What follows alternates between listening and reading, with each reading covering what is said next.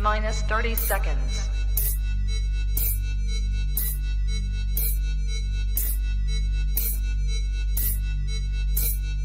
T-minus 20 seconds.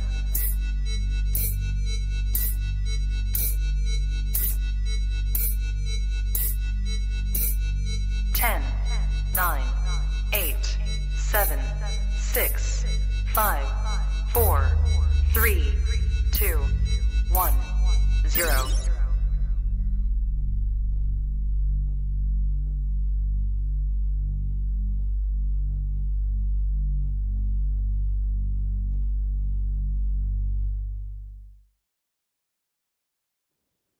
What's going on, everybody? Welcome back to Kush's Corner. We got episode 6 with Dustin Grahn of Gecko Sphere.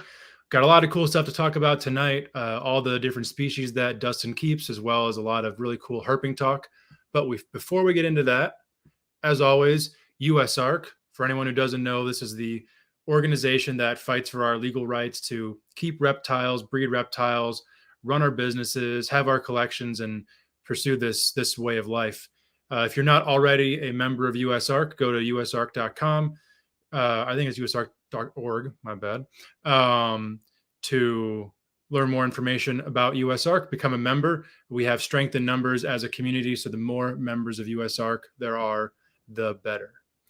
We are also brought to you tonight by Gary Scavino of GS Reptiles.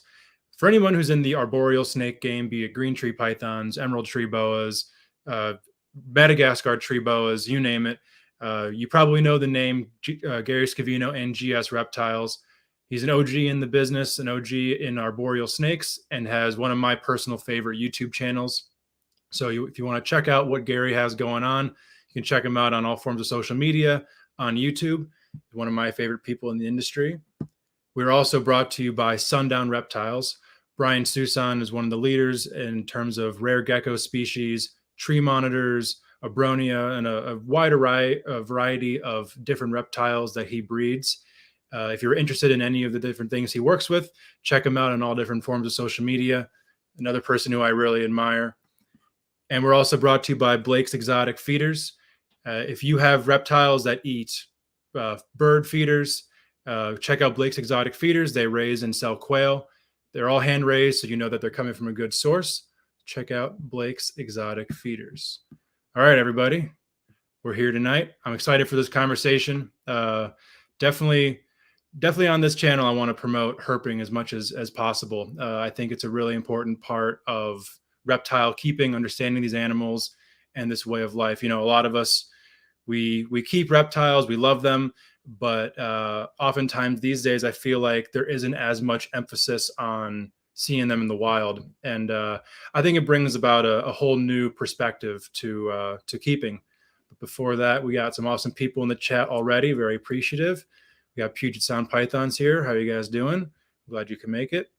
Brooks in the building. What's going on? We got Kenneth Kush. I don't think I know who that is. Lucid Arboreals is here. What's going on? We got another fellow Tucson over here, Brandon. How's it going? But let's not waste any time. Let's get Dustin in on the show. What's going on, man? Hey, how's it going? Pretty good. How about you? Things are going good. Things are really starting to pick up here in the room, so it's about to get busy. Yeah, what kind of stuff do you have popping up over this year?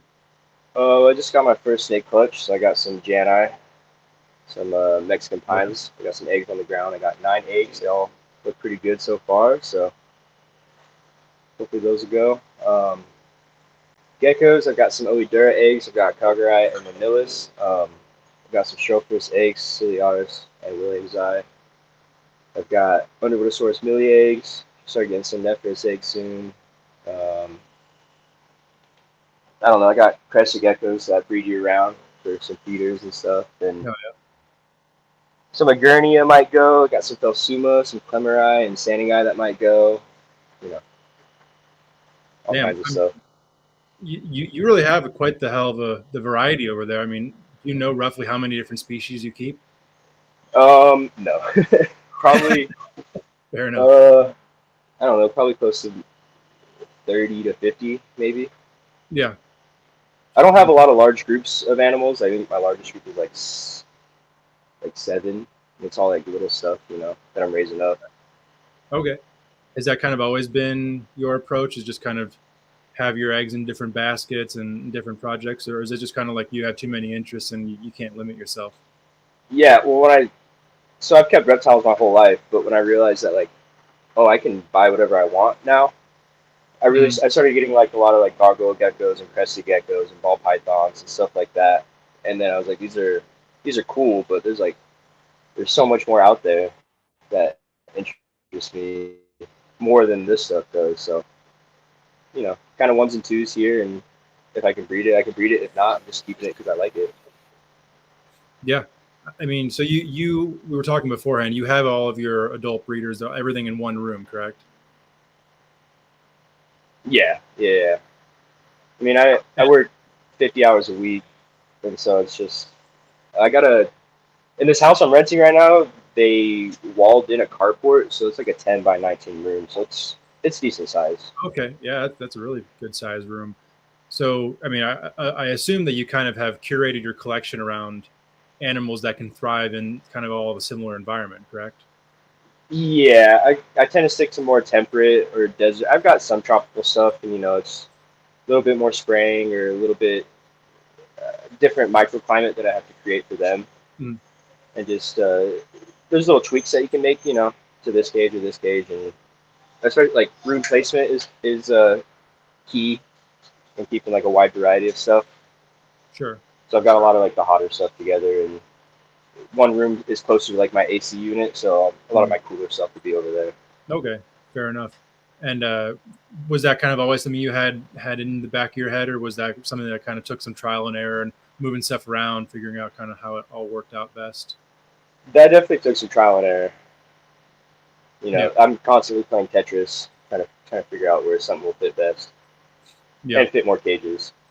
Yeah. Definitely. So recently, your collection has kind of more been going heavier on the gecko end. Would I be correct to say that? Um, yeah, I think I've always been like more of a lizard fan. Okay. So I love snakes. Like I got a shit ton of snakes, but Yeah. I've always kind of been more interested in lizards. So it's and I think geckos were pretty easy because a lot of them are small. Mm. You know, they don't take up a lot of room. So I was able to diversify in them pretty easily. Yeah. For sure. Definitely makes a lot of sense. So, I mean, before we go heavy into kind of your different projects and everything you're working with, one thing that I feel like you're probably the best known for is for all of your herping and your photography. When did that become a part of your life, and kind of how has that evolved over time? Yeah. So I mean, I've always gone like herping while I was out camping or something with the family. Mm. Always flipping every log that I could or every rock I could. And like, I was lucky enough to grow up in a pretty reptile centric family. Oh, And so okay. like we would go out herping when I was a little kid, you know. Oh, wow. Like we had side by sides and I grew up in the middle of the desert, and so we'd just go out our backyard and go find stuff. Or we'd have black lights and just go look for scorpions or something around the yard, you know. Hell yeah. But probably like 4 years ago now, 4 or 5 years ago now, I met up with Alex Hung, Hmm. Canvas Fauna on Instagram, and him and I hit it off, and we started to like go discover these spots together, you know, and we started finding stuff, and then I was just taking pictures with my phone. I was like, you know, maybe it'd kind of be kind of fun to learn how to use a camera, and I'm still learning. I don't really know anything about photography other than just point and shoot, turn the dial until I like how it looks. Yeah. 'Cause I don't really do any like post editing or anything like that. Like I don't know how to do that stuff. So Okay. Well, I mean, you would have had me fooled otherwise. Uh, what were some of like the first species that you were finding when you were kind of first starting your herping adventures? yeah, so I'm lucky enough to live in southern Arizona, so I've got a lot of cool stuff around me. So we went for the montane rattlesnakes first. Okay. Like they're only like a really good spot for them is only like 2 hours from my house. So Not bad. yeah, definitely a day trip. You know, like worth the day trip. Yeah.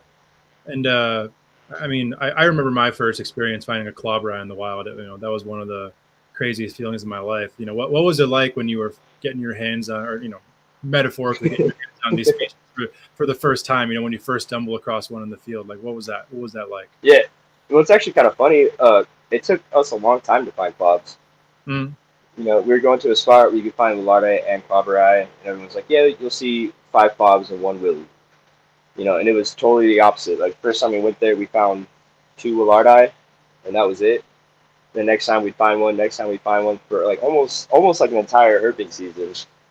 And then finally towards the end, like we started to find them and come across bobs. But I still remember, like, Alex flipped this giant rock, and just sitting underneath it was 2 Willardi just right next to each other. Wow, that's awesome. And it was just the jumping up and down and screaming like little girls. Like, it was a memory I won't ever forget. Yeah. I mean, no, I feel like these days, and I was saying earlier, most reptile keepers never get out in the field and never have that experience. I mean, what do you think herping has done for you in terms of how you approach even your animals that you keep in captivity? It's kind of made me appreciate what they do more than what they are. I feel like, you know, like, I always wanted to do like some cool backgrounds and stuff, but it really gave me like an idea of how these animals use their environments, and or at least something I can like a hypothesis that I can bring back into my room to see if it works. You know? Yeah, I definitely get that. Like for me, you know, camping out in southern New Mexico, you know, at night you're like, holy fuck, this is really cold. Like, yeah. I'm like, how do reptiles survive in this? But, you know, they thrive in that environment. I feel like you can hear temperature parameters, but feeling temperature parameters is an entirely different thing. Oh yeah. And like another thing, it's crazy. I mean, sorry, go for it. Like you were saying, I mean, even during the middle of summer, like, we'll go camp out in the mountains, and you wake up and you're covered in dew, and it's 60 degrees and it's freezing. Mm-hmm. But then at 2 o'clock, it's 100 degrees. Yeah, it's these animals experience crazy temp swings, and they're pretty hardy. They can handle a lot. Yeah, it really gives you that appreciation, because I feel like sometimes, you know, their arguments break out on Facebook about you're 3 degrees too cold at night. You're like, do you have any concept of what these things go through? Yeah. Have you been like outside at all at night? Right. Yeah. Exactly. I think that's funny. I think it, you know, the kind of perspective that you learn from that experience is something that is almost invaluable when it comes to actually keeping, because you can hear things all day, but actually experiencing them yourself is it's an entirely different ballgame. Yeah, definitely.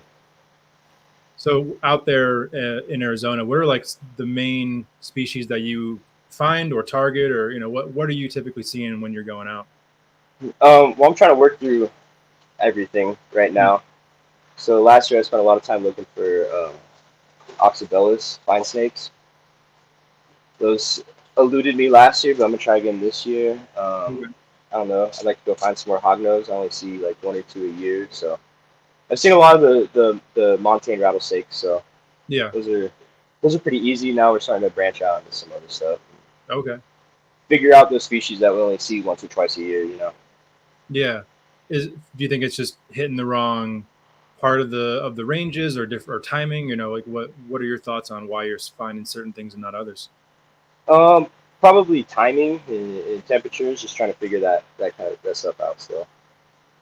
Yeah, that makes sense.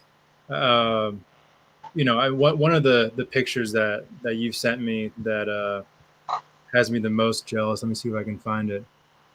I need to see one of those. So, from my understanding, and for anyone who's just listened to the audio, that's a twin spot rattlesnake, Crotalus pricei. That's about the highest elevation rattlesnake out there in Arizona, correct? Yeah, that was found at like 8,100 feet. So I mean, that's a day trip alone to find that snake there, huh? Yeah, that spot right there is like 3 hours, 3.5 hours from my house. Okay. So that snake in particular, where was that? Like where did you find that individual? How did you guys come across it? That's the Cherokee Mountains, so it's a pretty well known area, Yeah. and they're I don't. Once you start getting into the right habitat, like they're pretty locally abundant.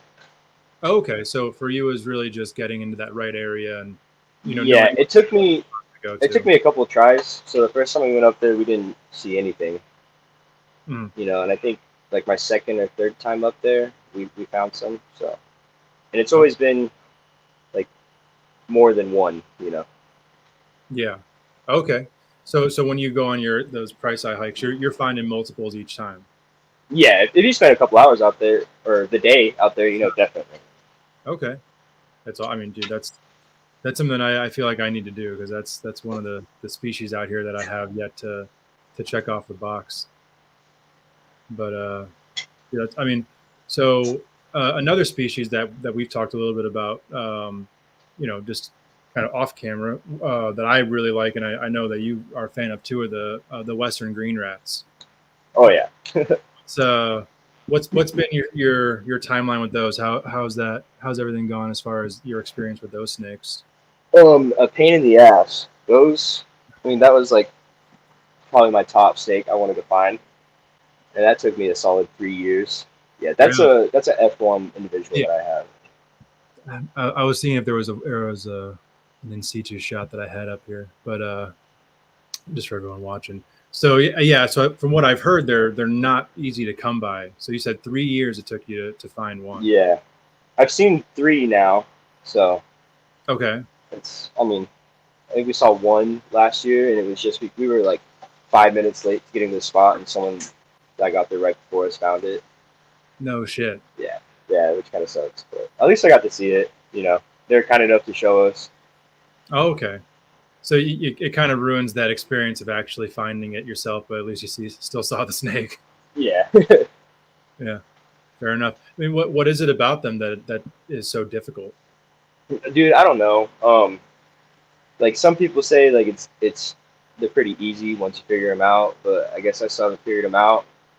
I don't, it also might have been the whole like white whale thing where it's I really want to see this animal and dedicate a lot of time to it, but it's just for whatever reason I'm there at the right time, right spot, just not when that snake's crossing the road or gonna cross my path while hiking.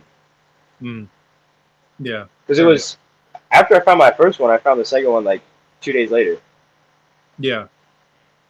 Yeah. I feel like, of course, that's how it would go. Is that you try for years and then your Hmm. second time comes 2 days later. But I feel like that's how it is with like everything, dude. Even clobs, it took us forever to find them, and then once we saw one, they were just everywhere. Yeah. Just locating the right part of the range Getting and getting yeah, lucky. getting that eye for them. Yeah. Yeah, fair enough. Because for me, when I've gone out, the only two species that have really we've targeted are clobs and blacktails, and blacktails are just kind of like a byproduct of finding clobs, and especially so like. Will you go out with like I'm looking for these few species, or is like this hike is for price eye, or this hike is for green rats? Like, are you specifically targeting certain things on certain hikes?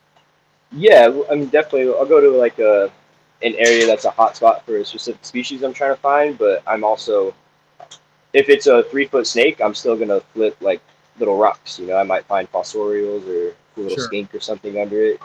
So I'm looking for everything. Yeah. I'm Fair enough. also looking for birds and bugs and plants and everything. I just enjoy being outside hiking, so I want to see anything. Yeah. I know that totally makes sense. Yeah, and I can appreciate that, especially you are working 50 hours a week to be able to fit that into your schedule. I commend you because I have no idea how you can do that.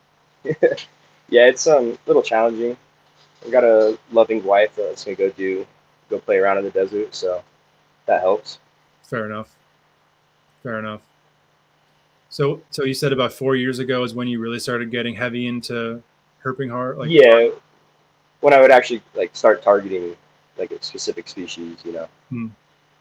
So what are like some goals that you have kind of going forward as far as your herping adventures go?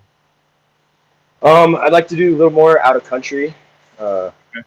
I'd love to get over to Europe and find some Vipera and Lacertids and stuff like that. I mean, Australia is super high on the list. Go look for geckos and cool skinks and monitors. And I mean, my number one like destination would probably be Mexico to go find rattlesnakes.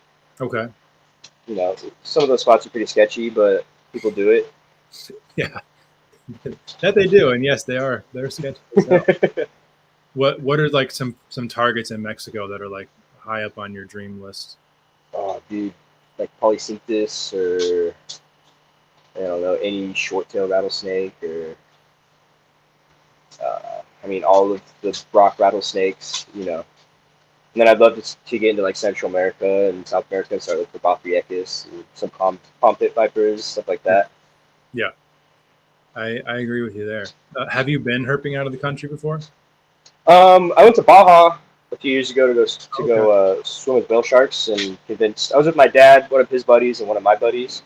Oh wow! And convinced them to go road cruise. You know, we found some Enyos, some Baja California rattlesnakes, and some Cali Kings, and it was fun. Yeah, it was about the extent. My dad has a boat down in mainland Mexico in San Carlos, so I grew up scuba diving and fishing, and whenever we're on land chasing iguanas or boa constrictors, you know, they got boa sigma there, so. Oh, okay, very cool, very cool. That's so awesome. I mean, I feel like to have that opportunity to just, you know, have parents that were into that stuff as well. It just, you know, that's really awesome that you were able to kind of get your feet wet on that at such a young age. Yeah, I'm thankful for it. You know, if I ever have kids, like I'd want them to be raised the same way, appreciating nature and where you live. Yeah, I mean, I feel like it gives you just a better life perspective in general of like, you know, thinking about something that's not just yourself. Because when you're out there, when you have no cell service and you're looking around and you're like, I am not in control here. I am not at the top of the food chain. You know, yeah. Something could take me out in an instant.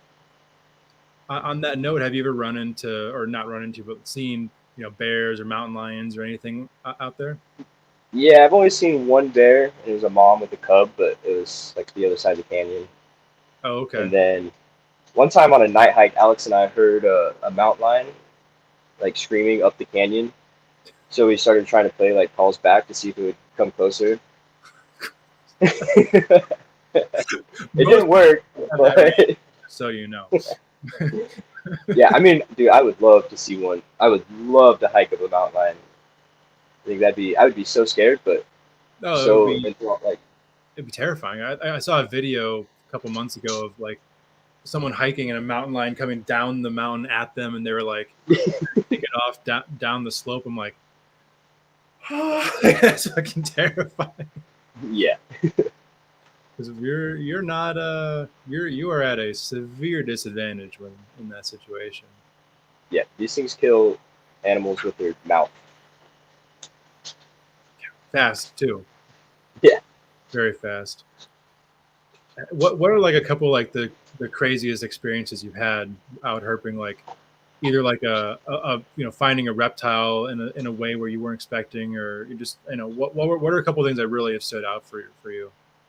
I don't know, a cool little mammal story. Last year, we were just hiking back to the car, and a quadamunde like dropped out of a tree 15 feet in front of us, and then ran right back up because it saw us. Yeah, that was pretty cool. Hell yeah. Let's see. I remember. So Alex and I spent like a solid year figuring out Willardi. Mm. And I remember, I think I was hiking alone actually, and I was like, man, this ridge like right up here, perfect amount of sun peeking through, like looks like perfect habitat. I'm gonna go hike up there and see what's up there. And as soon as my head like popped over the crest, there was just one of the best examples of Willardi that I've seen, just sitting right there, basking in that first morning sun. Like everything was perfect. Yeah, so that when stuff like that happens, it's a pretty good feeling. Yeah, it just makes it kind of feel all worth it. All the trips where you came back, you know, without seeing anything. Mm-hmm. That's that moment you go there for. So and then, sorry, go for it. Just making memories with friends. You know, it's always, even if you're not finding anything, like the conversations while road cruising, or while hiking, while you're 10 miles in and running out of water, you know. So it makes bonds that will never go away. Yeah, yeah, that definitely is true. I definitely know that. So one thing that I feel like a lot of people associate Arizona with are Gila monsters. I figure you've probably come across a number of Gila monsters. What's that like, kind of being so close to such an iconic species? I love Gila monsters. Those are definitely one of my like favorite animals to find, and we spent a summer really targeting those. I think we found like 13 in 1 year. Oh, wow. Yeah, because you can find. I mean, just right outside the city limits, you know, right in the foothills. There's a lot of Gila monsters, and Okay. they always seem to like pop up while road cruising at the most random times too. It'll be like 2 o'clock in the morning. You haven't seen anything for the past 3 hours, and then boom, there's just a Gila monster. There's no rhyme or reason, just Gila monster. Nope. And you're doing like 60 trying to get home, and then you slam on your brakes and swerve out of the way real quick. Oh man, that's awesome. Yeah, that's one of those crazy feelings of like kind of giving up on it a little bit, and at the last moment you're like, oh fuck, there it is. Yeah. That's how it always happens too. Yeah, yeah, for sure. Last year or a year and a half ago, in the Palencios, I hadn't found anything the entire trip, and just road cruising at night, and I pulled over, just got out of the car, and literally below my feet was an adult pair of blacktails, and I'm like, oh. Just right there waiting for you. Nothing on the hikes, nothing cruising when I was actually looking, but as soon as I get out and not paying attention, there they are. It's isn't that always how it goes? So Yeah, that's the best though. Yeah, it is, because you'll definitely remember that one for sure. You're not gonna forget that. So another thing that we were talking about too is that I think you said last year you went out to Utah to do some herping. Yeah, I went out with the NPR guys. Oh, hell yeah. He was all there. Eric Burke, Rob Stone, Justin Julander, and Nipper Reed. Hell yeah, that's awesome. Yeah, they came out to Arizona the year before. Okay, I got to meet all of them and show them around a little bit. That's awesome. How'd those trips kind of come together for you? I heard that they were doing it, and I was like, hey, listen to you guys. I'm local. If you want to go out, you know, let me know. Got a couple of cool spots. We can go see some stuff, and then it just clicked really well, and so they started inviting me to these other trips. Hell yeah. Yeah, a lot of our herping styles mesh pretty well. Like Rob is an animal and just will hike forever without getting tired. Justin and I like to go to the top of some hill that looks absolutely horrible to climb, but who knows, maybe something will be up there. Hell yeah. That's the people you want to do with, you know. Don't want people who don't want to take breaks. So when you were going out to Utah, what were like the top things that were on your list as far as things you really had to go out there and find? Utah pyros were pretty high. This is a different subspecies that I hadn't seen before. Yeah, those guys. We found those day one. Incredible. My God. The first reptiles we saw was a pair of pyros. Wow. Locked up. That's crazy. Mm-hmm. Wow. Yeah, it was funny. We had so Rob took off like he usually does. It was way ahead of us. I was just going because it's like this little trail that is in between a canyon or in a canyon. Okay. So I was just going back and forth. You know, hit this hillside, come down. Hit this hillside, come down. And I had gotten kind of tired, so I was like, screw it. I'm gonna go chat with Eric and Nipper and just walk the trail, kind of take it easy for a second. Mm-hmm. And as soon as I started just walking on the trail, there they were, right in front of us. Oh wow. That's so cool. And so another one of those. We tried to kind of let them do their thing, so they were locked up. But as soon as they saw us, they split and bolted. Yeah, fair enough. Did you guys find any more throughout the trip, or was that your pirate? No. So that was like a super quick stop, like kind of halfway. So we all flew to Vegas. Then we were gonna drive to the east side, the eastern part of Utah, and this spot was just kind of like halfway. So we stopped to stretch and just go look. So I think we were there for like an hour, maybe. Oh wow. Yeah, hour and a half. Not bad. It's a pretty good find for a little hour-and-a-half hike. Yeah, I made up for the next couple of days because then we went to con color country, the midget faded rattlesnake, Mm-hmm. and yeah, I told you we hiked like 50 miles in 2 days or something like that, 2.5 days, and didn't see a single snake. Wow. It happens like that sometimes, huh? Yeah, used all our good luck right there in the beginning, but we made up for it in the later half. We went down to like the southwestern part Okay. and spent a few days there, and that's where we started finding Lutosis and Okay. kind of found everything on the list other than like a Great Basin gopher. Okay. I think we got like California king snakes, long nose, some sidewinders, some Lutosis. I even found a Utah lyre, which is Oh, really? super common there. Yeah. Wow. That's kind of like the northern extent of their range. Oh, okay. Interesting. Interesting. Yeah, this picture right here for anyone who's actually watching, I think it's awesome. It's just freaking awesome. That snake is just stunning. What? How did you guys come across that animal? I think Justin saw a rock that looked like a tortoise. And so he Okay. went to go up and look at it, and he's like, "Oh shit, that's not a tortoise!" And looked to the side, and boom, there's a Lutosis sitting next to it. Oh, wow. That's awesome. And I think we actually found that individual twice. Oh, really? Mm-hmm. Oh, wow. We were it was in a spot that we were looking for Gila monsters, and so we were coming back, morning and night, and I think we found it like one afternoon, and then we also found it the next morning. Oh, okay. Cool. That's awesome. Speaking of which, this is one of the Gilas you guys found out in Utah, correct? Yeah, one of two that we found. Okay. Yeah, that was last day. We were leaving that next morning, so it was crunch time. We found two, like back to back. I mean, how was it coming across a Gila there? Because I feel like that's where everyone wants to go find their Gilas the most, is out there in Utah. Yeah, on that red rock. That was something else. You have a fan here, I see. Very good. Yeah. You got another fan in the building too. The dogs are being loud. Dude. It's constant chaos at my house. I mean, hey, when you have as many animals as you do, I think that's what you signed up for. Yeah, definitely. It's feeding time right now, so they might be a little loud. Sorry. No worries at all. No worries at all. But yeah, so yeah, I mean, what was it like when you stumbled across those Gilas? Like, that must have been a crazy moment. Yeah, so we met up with a couple of local guys out there, and one of them actually found the first one. Okay. And so we were out there kind of taking pictures of it, enjoying it, and it just is like, it was actually one that they had seen that previous year, or they'd seen like a few times or something like that.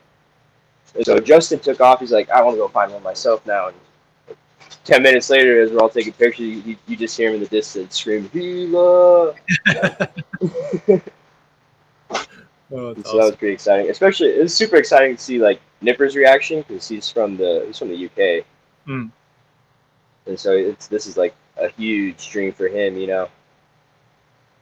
Yeah, that's one thing I don't think people in the U.S. realize, is that the Southwest is like a worldwide herping destination. It's not just like the place here, Yeah, no, I could not move away from Arizona. I don't think.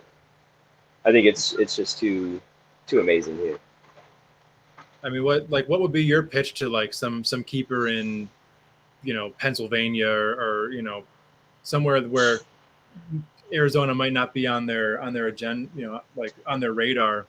What would you say to someone who has, an idea of doing a trip to Arizona just to see the environment and hopefully find some reptiles? Well, we have like 13 species of rattlesnakes. You know better than me. So that's pretty good pitch. And just like, it's crazy just to, like, Arizona's not just desert, I spent a lot of my time herping in oak forests or pine forests or grasslands or stuff like that. You know, it's a lot of desert, but there's a crazy amount of biotypes here, biodiversity Sure. here. Yeah, I mean that's certainly true. I mean, it's dozens and dozens of species to potentially find out there. You know, Yeah, I I think feel we like have that's not something you can say about many other places in the U.S. I think we got like 75 or 76 species of reptiles and amphibians here. Yeah, that's enough to keep you occupied for a while. Yeah, I'm just over halfway, so I'm getting there. Okay, hell yeah. Before we get off the Utah topic, there's another image that I had somewhere in here that I'd like to pull up. This was in Utah, correct? Yeah. So where'd you find this little guy running around? I think it's like that's the St. George area. Okay. So I think that's the Colorado Desert Forest or something like that. Okay. Were they pretty So plentiful it out was a there? different. What's in a tortoise preserve, so there's a decent amount out there. Okay. Cool. Cool. Do they have a solid population out there, or was it kind of a thing where they needed to set that up for the sake of the species? Well, there's a lot of development there now with all the parks and people wanting to move out there, and Sure. so it's kind of encroaching. Like it's tortoise preserve houses. Oh, yeah. That's a shame. Mm-hmm. So it's good that they've got something set aside, but and there was it seemed like a pretty decent population there. That's We good then. saw a couple of babies, 4 or 5 adults, just in like 3 days. So Okay. and there's just tracks, tortoise tracks, and Gila monster tracks everywhere. That's awesome. That's so cool. Yeah, So we were seeing Gila monster tracks in our boot prints from the day before. really, Yeah, it's a little frustrating, but cool to see at the same time. it's almost like they're taunting you. Oh yeah. That's funny. So what's on your agenda for this year of herping? What are do you have ideas for trips outside of Arizona, goals within Arizona? Like what would you like to say you've accomplished by the end of the year? There's a few pretty difficult species I'm trying to knock off. Like I'm trying to do oxbellus again this year. There's gonna be a big target. Just ticking stuff off that I haven't seen yet. Rosy boas would be pretty cool out west. Yeah. Um, and then a lot of my other, pretty much everything else I need is up north. You know, like we've got lutosis, but I haven't seen them in Arizona yet. Okay. And then some of the northern species of rattlesnakes, the Grand Canyons and concolor and stuff like that. Okay. Very cool. Very cool. So I guess for now, let's transition a little bit to your collection and some of the stuff you're working with. I mean, you have, a far more diverse collection than probably a lot of people do. So there's a lot of different topics we can cover, but I guess let's start with the namesake of Geckosphere. What are all your gecko projects looking like over there? What do you have breeding right now? How many species you're working with? Let's see. Got a lot of stuff. I've got a few different species. I keep a lot of Australian geckos. So a lot of the leaf-tails, Phylurus, Saltarius. I've got Saltarius salbrosus, Saltarius switot, or are they? Coddy, Saltarius coddy. The Phylurus amicolae, I might have said that already. Those might start going for me next year. The other Okay. ones I'm still raising up. Then I've got some Nephris projects, raising up some Asper. I've got some Wheeleri. I bred Pilbarensis last year, but sold that group. Okay. What else we got around here? Got some Phelsuma. Like I said earlier, there's a standings right there. Some Clemeri. Very cool. Starting to work a lot more Oedura. So I've got Oedura Kogeri. This is my first year getting eggs, so I haven't produced any yet. And then this will be my first year really doing Strophrus. I got a clutch of Ciliaris last year, Okay. but those are starting to roll now. Nice. The Strophrus Williams eye. And then I really like eublepharis also. Okay. So like banded geckos, leopard Yeah, geckos. So I've got Coleonyx elegans, which I love. Those things are so cool. I do too. I've been producing a lot of those for like the past 4 years. Okay. What else we got in here? Trying to look around and see. Wait, I'm raising up some Oedura fimbria, which is super cool.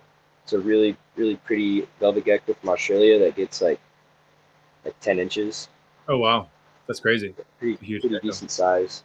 Yeah. Um, yeah, I think that's the majority of them. Okay. I mean, that's a lot. You know. Yeah, That's yeah, most. definitely. Have geckos always been the thing you've kept? Like, what was your introduction to keeping geckos? Oh, probably crested geckos actually. Okay.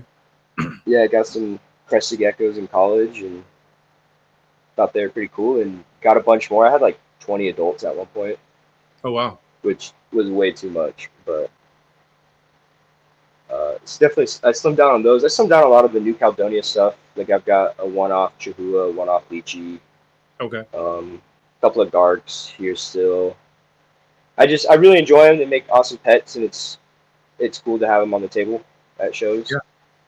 Yeah, I like to offer quite a variety when we go to shows. Yeah. Yeah. I mean, I can see why. You know, you got a lot of different stuff going on over there. You know, one of my personal favorites, and many people probably don't know. I used to breed some geckos, not nearly as many as you do, but are the knobtails, the Nephrus. What how'd you get into keeping those, and how's that gone for you over the years? Um, it's been up and down. Okay. Came into some kind of rare ones from the Visimus, just from like a random Facebook marketplace ad. Oh wow. Scooped them up. I think they're a little older. Had those for a few years and couldn't get them to go. But then the female rolled last year while gravid with some eggs, which sucked. Oh, that sucks. Yeah. Yeah. And then a buddy of mine, Alec, from Specialty Herp, Hmm. he sent some Pilbarensis here, some of the albino patternless stuff, and hatched out a few of those last year, which is pretty fun. Yeah, that's And then I awesome. got some of the Wheeler Eye from Justin Julander. Okay. I tried those last year. Everything was duds. But That's I've got some breeding going on this year, and wrong picture. There we she's go. starting to develop. Yeah, those guys. Yeah. Yeah. I love those so much. Their personalities are so funny. They got those big alien eyes, and then you know the Wheeler Eye. Their colors are just so bold and beautiful. I really love those animals. Yeah, they're fun, and they're so grumpy too, which is pretty fun. Yes, they are. They're all their little noises and whatnot. They're always pretty damn funny. And then So- I've got raising up some Asper. I think we're gonna try Asper next year. Brandon, who's in the chat, has a male, and then Alec is graciously sent me a couple of what look like females. So we're gonna try Okay. those. Yeah, I mean the Asper they're just absolutely incredible. I really love those geckos. I believe you sent me a picture of one of the Asper that Yeah, I think it was when I first got them. I may or may not have it.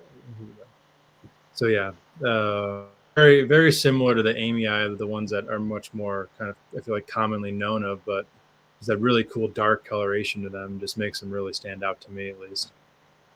Yeah. I'd love to get some Amy Eye too. One day. Yeah, how's it been keeping the Asper? How have you been liking them? I mean, knobtails in general, I feel like they're pretty easy to keep. Mhm. It's just you start getting into complications when you try to breed. The Sure. pairs don't get along, or overbreeding, or the females can kind of stress out, kind of pretty easy. But keeping Okay. them alone and just keeping a knobtail as a pet is super easy. Okay. Feed it a few times a week, miss it a few times a week. That's it. Yeah. So Good balance and temperature. so what your setups are pretty straightforward for them. Yeah. Just sand, hide on Okay. the cool end, hide on the warm end, and then I don't keep like a water bowl in there. I just miss like 3 times a week. Okay. once you start getting into like trying to breed them, then you'll slowly they're missing down to like once a week during the winter. Drop their temps. Okay. Give them a good winter period. Yeah. What is your cycling protocol with your knobtails like? I just cool my entire room down. Oh, okay. Like, yeah, I'll open a window or open the back door. So I have a door that goes straight to the backyard in my room. Okay. So I'll just open that up and let cold air in. And then I think not last winter, but the winter before, my room got to like 36 one night. Wow. It was only for like an hour, you know, and then like a lot of like the monitors and stuff, they have heat year round. So Sure. my room warms back up to like mid 70s during the winter.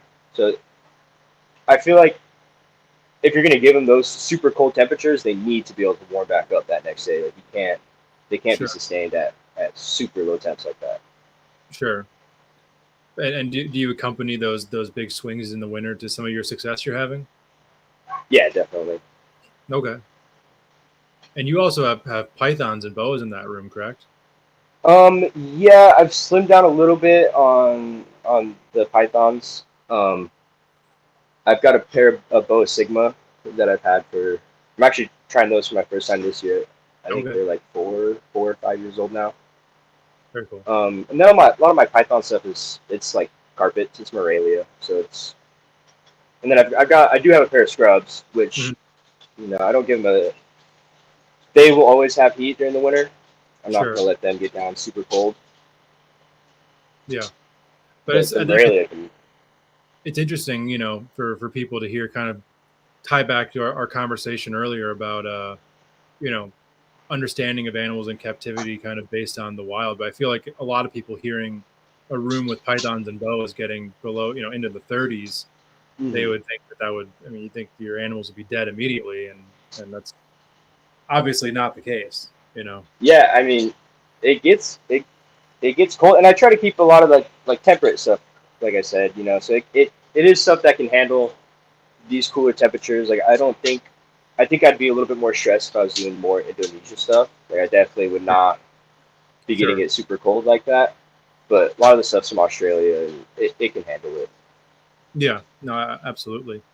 I guess before we get off the gecko topic too hard, your Coleonyx geckos are some of the ones that I love, and I love when you post them. What got you into Coleonyx, and how do you acquire your animals? Just finding banded geckos while flipping garbage at my dad's house. You know, looking and those were some of my favorite things to find, and there was a lot of them.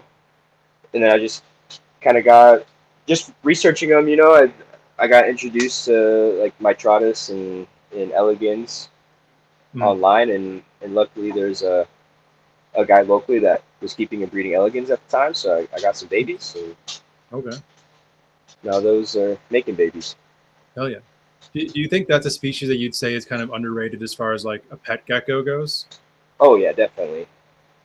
I mean, they dole out as they age. Like hatchlings are super vibrant, super orange, crazy Okay. colors, but Let's they definitely dole out as they age. see if I have any of a pick from here. I don't know if I do, but so yeah, I mean, how do you keep your banded geckos? Is it pretty similar to how you're doing your other geckos? Yeah, so I do a lot of the terrestrial stuff in racks. Okay. Just let's see, I think yeah, they've got like a 85-degree hotspot, and then keep them pretty humid because they're from the Yucatan, you know. Yeah. But they also do tolerate some dry air, like drier periods, because they can be found in like a dry rainforest or a dry forest, Okay. dry coastal forest, and but it's kind of the same thing. I'll cool them down during the winter, and then as things start warming up, I'll pick up some spraying and pick up the humidity on them, and then I keep those together year round too. I keep a lot of my geckos together year round. Okay. I'll let them cool with each other, and then you know they know when they're cycling, so they do what they need to do. For sure. And then I haven't had any issues yet. Just with my room naturally cooling down, they tend to just stop breeding. Okay. You know that I haven't had issues with males overbreeding females for the most part. Okay. Yeah, that's really good. Because you were saying you run into that with your knobtails, correct? Yeah. I keep the knobtails all separate, and then just Okay. introduce for breeding. Okay. I will say I do keep them together a lot longer than most people do. Like All I'm right. not. I've had pretty good luck keeping them together for a week or two, and even just feeding them together and no issues there. Okay. So what's like the typical practice then as far as breeding them goes? I think it's like introduce for a couple days, separate, feed, introduce for a couple days, separate, feed. Oh, okay. And what do the males just like hog the food from the females or just No, harass? actually, those males will get they just want to breed, and so they'll kind of stop Mm. eating. Oh, okay. So you kind of sometimes need to give them that space so that Yeah, they actually can you got to give the breed. males a break sometimes. Got it. Got it.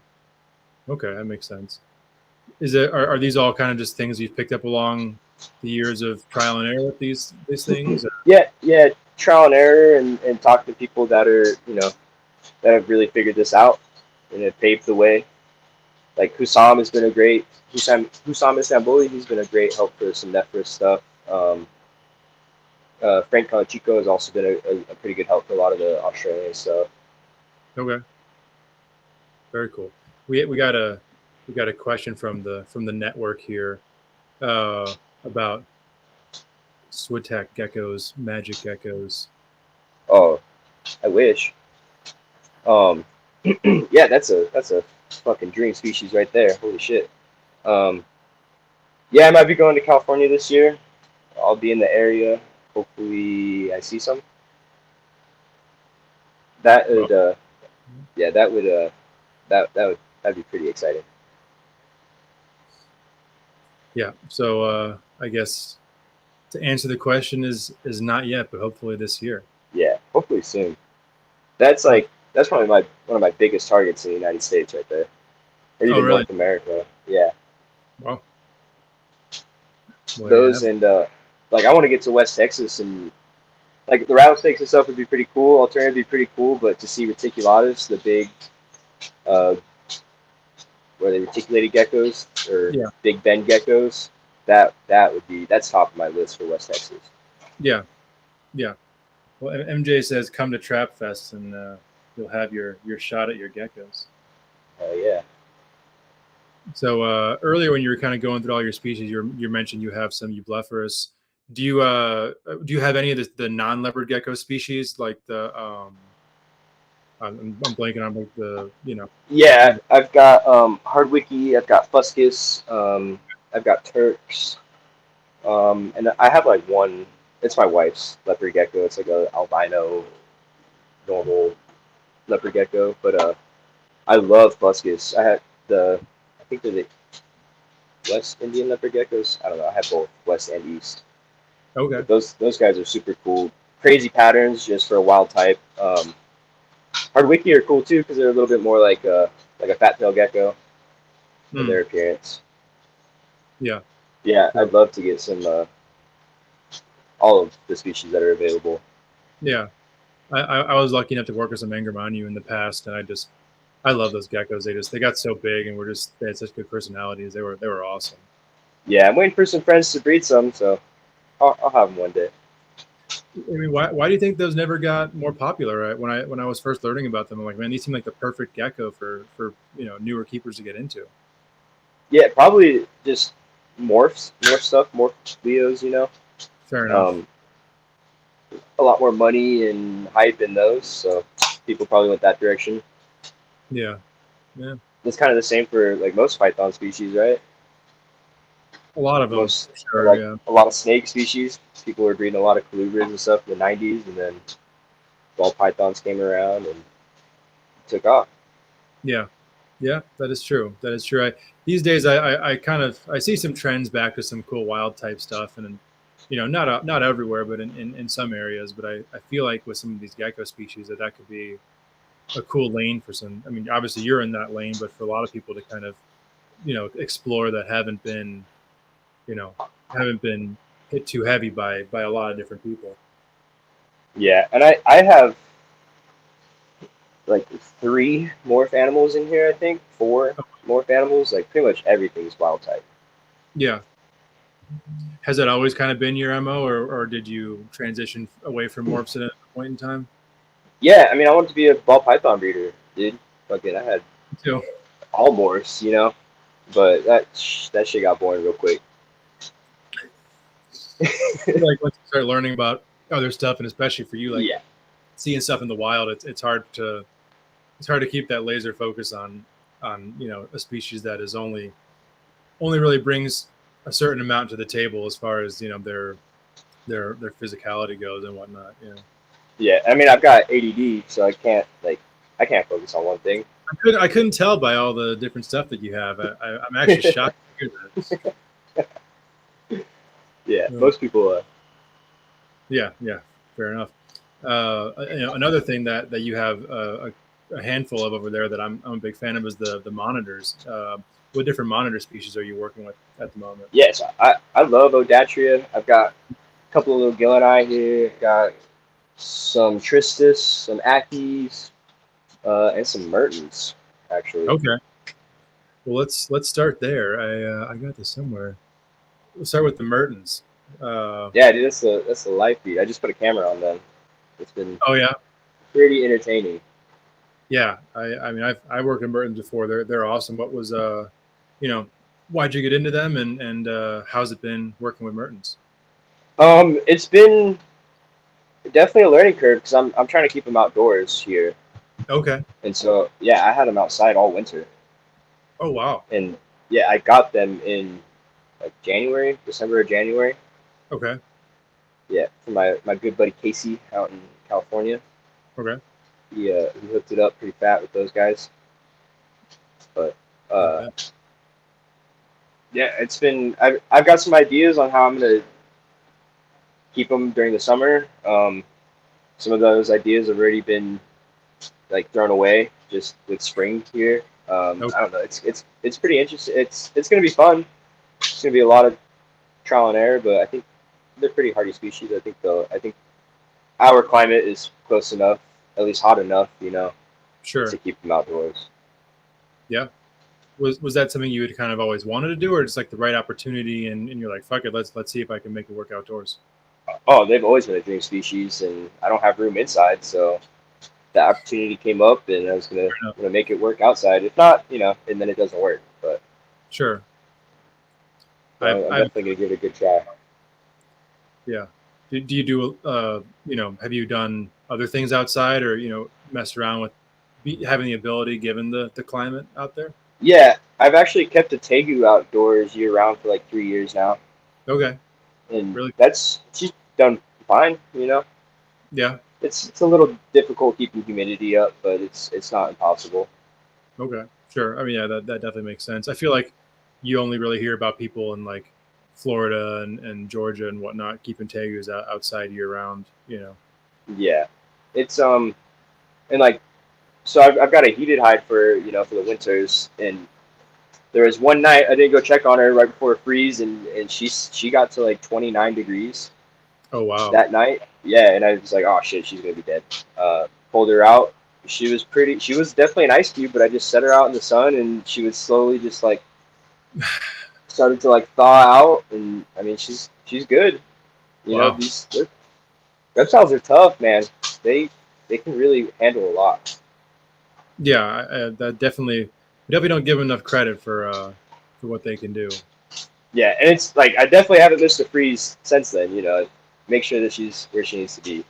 Yeah, fair enough. I mean, I guess like that comes with the territory about outdoor animals, is we can control these parameters inside, but you're at the mercy of nature. Yeah, and I've started hoarding IBC totes and starting to make some like outdoor cages with them. Like I want to do some of the Tenosaur stuff I've got here outdoors. I've got some collar lizards I'd like to try outdoors, like some of the Gurnia stuff I think would do really well. Yeah. I think even some of the pythons I have here would love to be outside for like a week during the summer, like have a cage that I can rotate snakes through and give them some natural UV. Yeah. When weather permits. Yeah. So I think once my inlands get a little bigger, I think they'd love it. I really want to get some Bredli and try those outdoors. I think they would do great year round out here, even. Yeah, I could see that for sure with that species. You know, considering how cold they get in the wild. Mm-hmm.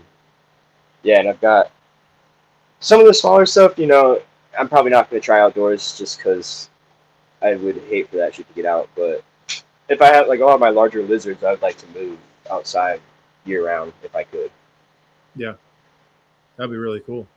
I guess to circle back on the monitor topic. So you the Odatria you work with, you said blackheads and the Gillini. Do you have anything else at the moment? Yeah, and some yellow Ackies. Oh, okay, cool. And are you breeding those species yet?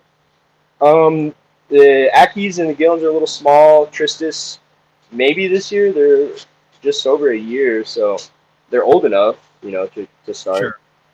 They could use a little bit more size, so once they're ready, they'll go. They're paired up now. Okay. They're raised together, so. Yeah, very cool. What drew you to the Odatria monitors? I've always loved monitors. Seeing like being a little kid and seeing that Nile monitor on Triple O Stable for $30, trying to convince my parents to let me get it. You know, I think. But then I grew up and realized like that's a serious animal to take care of. And there's these pocket-sized monitors that I can keep, and they're a little bit easier to maintain, easier to house, and just as fun. Yeah, yeah. And that Really. intelligence aspect is next level. Yeah, for sure. Like these animals definitely. I mean, they recognize me. You know. Yeah. The Tristis and the Gillini are pretty skittish, but if it's just me working in here, they'll come out, check out what's going on. But if I have anyone else in here, they're gone. Oh wow, that's interesting. It's always cool to observe different things like that with the animals. That I do feel like with a lot of them, you'll get interesting different behaviors, you know, in terms of stuff like that I feel like oftentimes you wouldn't really associate with like a reptile brain. Yeah. No, it's I want to get more of those cameras set up in here and something I can switch around from different enclosures and get a better eye and an idea of what these animals do all day long. You know. Yeah, that would really. 'Cause I can't, as much as I'd love to, I can't just sit in here all day and watch everything. Yep. Ain't that the truth?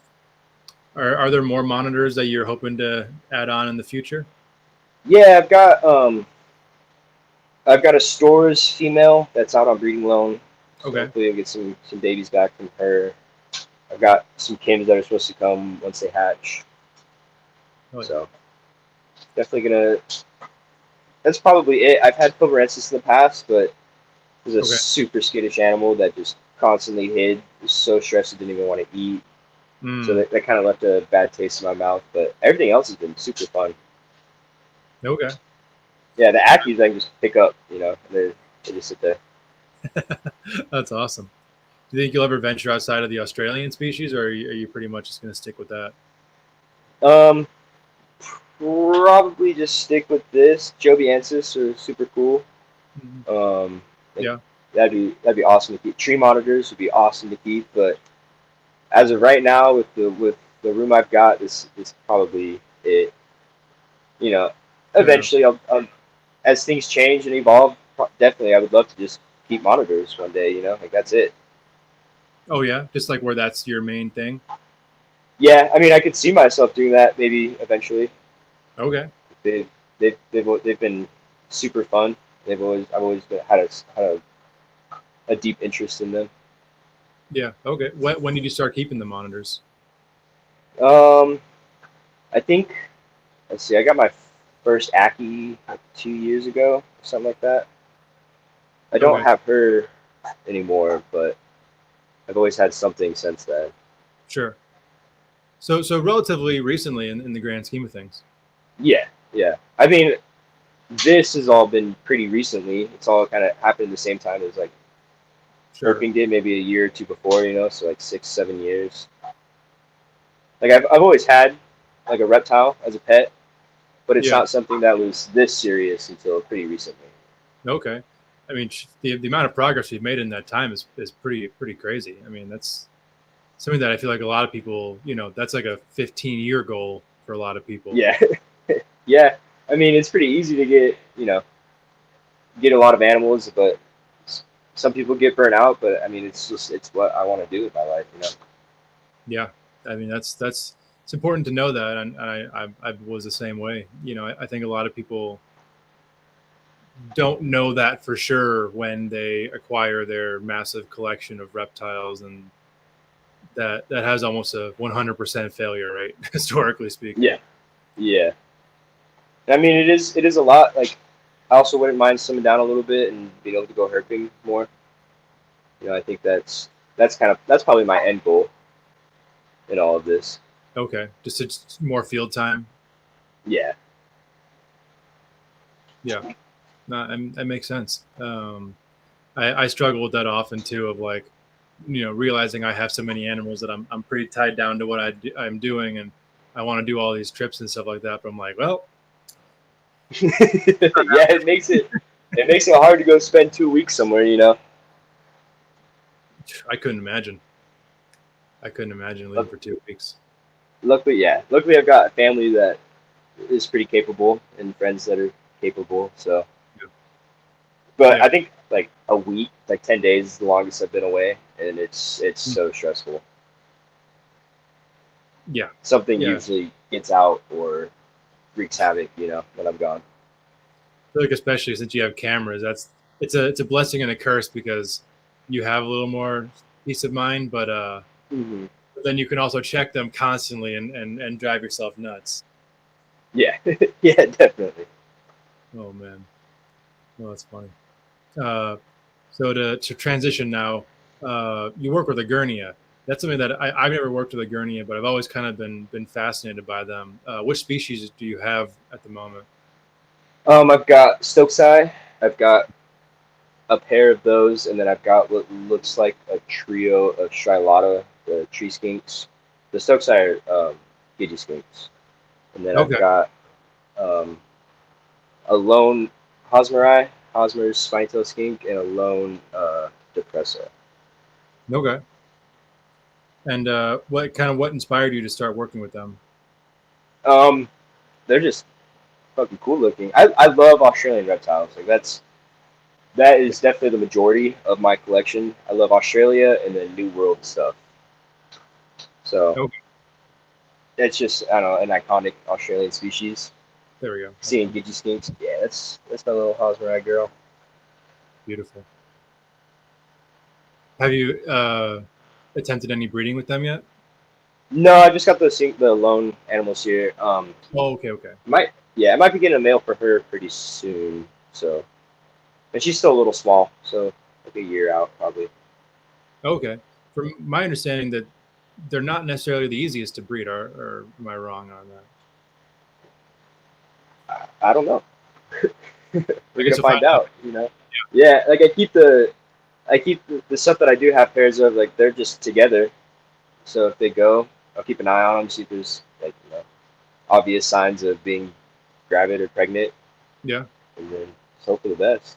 Yeah. It is pretty cool. I mean, they're a communal skink. Like all of Gurney are a communal skink, so they form little family groups, and the parents will take care of the babies for a certain amount of time, and Wow. they'll kick the males out, but for the most part, they'll the females will be good. You know, make his own little harem. That's awesome. It's always so cool to see those kind of behaviors in reptiles that you don't associate with them, or most people don't think of, you know, reptiles as having some sort of, you know, parental instinct, but there's plenty of them out there that do. Oh yeah, yeah, definitely. That's so cool. So yeah, as you were saying, you know, most of your stuff is Australian. What do you think is the reason for that? You know, is this something you've always just been drawn to, or they just, your favorite stuff happens to come from Australia? What's kind of the...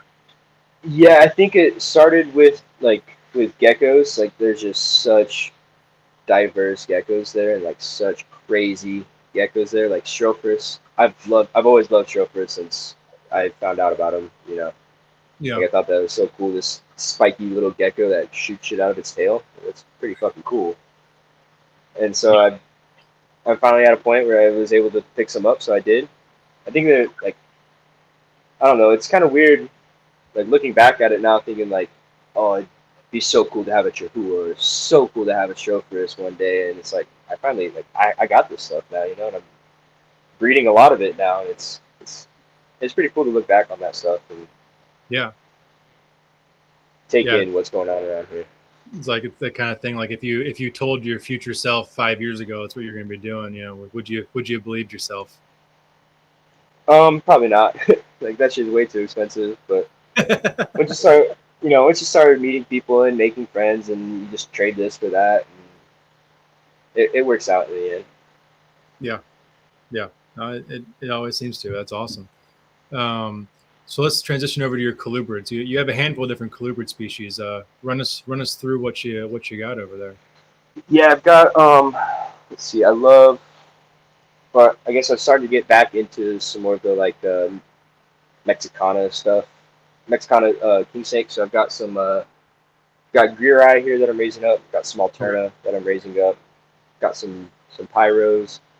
I've got a pair of F1 green rats. Okay. And then I said I was a New World guy, but I've got a pair of Russian rats here, which that Russians and Koreans and Japanese are like, I think those are pretty fucking sweet for Old World. The rest of the stuff doesn't really do a whole lot for me, but those are, I don't know what about them, but I really like those animals. And they've been pretty fun to keep. Like, they're still pretty small, but it's gonna be fun once they get big. Yeah, it's cool to see that pattern change too with the Russian rats. But I've also got false water cobra that are paired up right now. Got the Jani, she just dropped the clutch. Yeah. Got Mexican night snakes, Pseudolaphe, Flavirufus. I produced those last year. I got 2 snakes and it was 1.1. And I saw them locked up again this year, so we'll see how they go. Got some Barons racers. Those also might go this year. What else we got for colubrids? Then I've got some California king snakes, some like San Diego County, like locality stuff. Okay. Yeah, I produced those last year too. I think that's about it for the colubrid stuff. I mean, that's a good amount. Let's I do want to talk about these guys though, because to me, green rats are one of the pinnacle of the North American colubrids. Were these always a species you were interested in, or was it like once you had a fascination with finding them in the wild, then that sparked your interest in keeping them in captivity? Like, how did that evolution go for you? Well, I'd always heard that they were like super difficult to keep in captivity, but I think that's more of like a humidity kind of like keepers on the East Coast, you know? Sure. I live where they're native, so like I don't think it shouldn't be that difficult to keep them. It hasn't been. It really hasn't been. It's super easy. But yeah, my Rob Stone offered me this pair actually, and I was like, nah, I don't know. And then I found them, and he hit me up again right after that. He's like, so do you want these? I was like, yeah, I definitely want these. Yeah. I feel like it's hard to pass up on that at that point, huh? Yeah. Oh yeah. I mean, dude, there's like just their head structure is so different. Like, I don't know. They're in racks right now, but that's an animal that I'm definitely gonna be putting in caging so that I can see and I can watch and see what they do. Yeah. Most definitely. Yeah, I used to have a couple, but I just think the humidity in the Midwest back when I was there was just they did okay, but I was like, I feel like they could be in a better scenario. But I mean, I love those snakes so much. Yeah, and like I offer mine like a humid hide, you know, and they spend a shit ton of time in it. Yeah. Fair enough. And that's weird. It kind of confused me because like these snakes range all the way down into Costa Rica, you know. Like, I don't really understand why that humidity issue is an issue, but I don't know. Because what explain what people say is that issue. Because I've heard that before, but I've never heard it really explained in depth of why they're so humidity averse. I don't really know either. I don't like. Some people say that regurg and don't do well and don't thrive, and they say, oh, it's because of the humidity, and I don't think people really know why either. Yeah. Huh. You know, I mean, like I don't offer mine any heat. Like, they're just that my room gets warm. It's in the mid 80s at the hottest point of the day. So like they do experience some heat, but I don't offer them any heat. I feed them pretty small meals. So I'm not really trying to push them. Yeah. So maybe people were trying to push them and raise them up pretty quick so they could breed them. So it's pretty sought after species, you know. So maybe there's something like that, and one person says something, and that's what becomes the narrative, you know. Oh, the humidity kills these snakes, and like, oh, maybe it was you were overfeeding them, or some other reason. Yeah, I mean that really, that's something that I feel like there's a lot of in this industry. Is, you know, one person starts a narrative, and then the next thing you know, that's been passed down 20 times over, and it wasn't even true to begin with. Yeah, everyone just regurgitates what they read on Facebook. Yeah, ain't that the truth? Ain't that the truth? It's about finding out that information kind of by personal experience. I mean, Mm-hmm. you know, like what you know, are there things that you've just learned from your own observation of your collection that you were like, I couldn't have picked this up anywhere else? Yeah, and I don't think I can really like explain that either. You know, it's just Fair enough. like there's subtle nuances that I do that I probably don't even realize that I'm doing. Yeah, but you know, I think it comes down to allowing yourself to like accept your own observations. I feel like so many people are, and I think rightfully so, considering how narratives are formed in this industry, are like they aren't willing to trust themselves and trust their own observations, and then oftentimes it just ends up shooting yourself in the foot because you take advice from somebody who lives across the country, totally different climate, animals of a different origin, and take advice that maybe works in that scenario, but in southern Arizona compared to New York State or something, Florida, it's, you know, it's a night and day situation. Yeah, definitely. And you're not baking a cake. Like it's gonna be different for everyone. Yeah. And there's even like subtle nuances between different individuals of the same species. You know, like this carpet python could prefer a 90-degree hotspot compared to this one that wants it at like 82. You know. Yeah. Fair enough. Definitely, all this comes down to you know, keeping an eye on individuals. Yeah, NPR says it best, man. Student of the serpent. You just gotta watch what your animals are doing and try to give them what they want. Yeah, I mean, I couldn't agree more, and I hope more people can trust themselves enough to take that approach, because I think that, at least I know for myself, some of the observations that I feel like have been, or, you know, the information that I feel like is most beneficial are just things that I've observed myself over time that you know, I saw, questioned heavily, but then eventually was like, all right, I'll do my best to give this a shot, and I think a lot of times it works out. Yeah, sometimes it doesn't, and you know you got to be prepared for that too. True, and that is definitely true. But that's part of the You always, you always need a plan B and C and D. Very true, very true. So back on the colubrid topic, I think this is oh nope, not a colubrid. Where, like, there was a pyro picture near it. Nope, not it either. All right, well, anyway, we're talking about pyros. What do you work with as pyros go? I've got just a pair of locality stuff. We'll throw a wild. Yeah, that's a wild one. Yeah. For anyone who's watching, I disappointed with my lack of pyro picture. Was that another one of like you saw them in the wild and you're like, I need to work with these animals?